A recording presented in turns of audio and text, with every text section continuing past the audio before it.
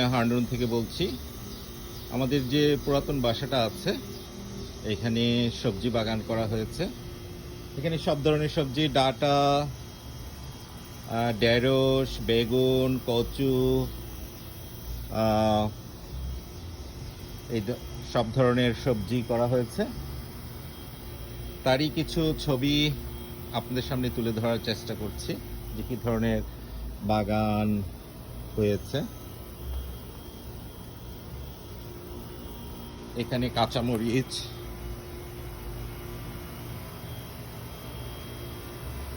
নানান ধরনের গাছ এখানে আছে।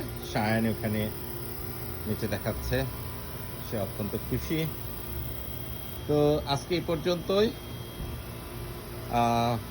হান্ডন ভার্জিনিয়া থেকে আবারও কোনো এক জায়গায় আপনাদের সাথে আবার দেখা হবে।